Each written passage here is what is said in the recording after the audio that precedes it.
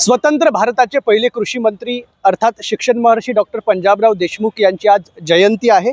त्यांच्या जयंतीनिमित्त अमरावतीच्या डॉक्टर पंजाबराव देशमुख यांच्या स्मृतीस्थळावर सकाळपासूनच मोठ्या प्रमाणात शैक्षणिक असेल, राजकीय असेल, अर्थ असेल किंवा वेगवेगळ्या क्षेत्रातील तज्ञ मंडळी जे आहे ते भाऊसाहेबांना अभिवादन करण्यासाठी या स्मृतीस्थळावर येत आहेत।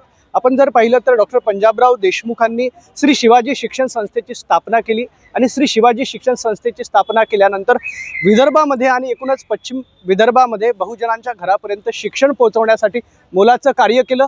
गावागावात श्री शिवाजी शिक्षण संस्थेकडून शाळा महाविद्यालय स्थापन करण्यात आली।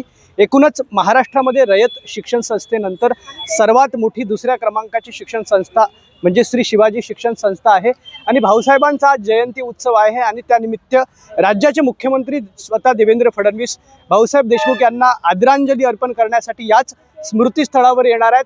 12:30 वाजता मुख्यमंत्री देवेंद्र फडणवीस यांचं आगमन होणार आहे। विशेष म्हणजे श्री शिवाजी शिक्षण संस्थेकडून यावर्षीचा जो पंजाबराव देशमुख यांचा स्मृती पुरस्कार आहे तो देवेंद्र फडणवीस यांना जाहीर झालेला आहे।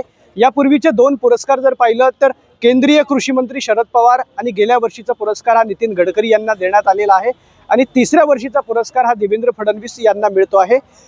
परमसंगणकाचे जनक आणि ज्येष्ठ शास्त्रज्ञ पद्मश्री डॉक्टर विजय भटकर यांच्या हस्ते मुख्यमंत्र्यांचा गौरव केला जाणार आहे आणि एकूणच जर पाहिलं तर पंजाबराव देशमुखांच्या या जयंतीनिमित्त स्मृतीस्थळावर अभिवादन करण्यासाठी मोठ्या प्रमाणात नागरिकांची या ठिकाणी रेख पाहायला मिळत आहे। एकूणच आज पंजाबराव देशमुखांच्या स्मृतीला अभिवादन करण्यासाठी त्यांच्या कार्याला उजाळा देण्यासाठी विविध क्षेत्रातले मान्यवर जे आहेत ते अनोख्या पद्धतीने आदरांजली अर्पण करताना पाहायला मिळत आहे। कॅमेरा पर्सन अभिषेक सह शुभम बायस्कर, NDTV मराठी, अमरावती।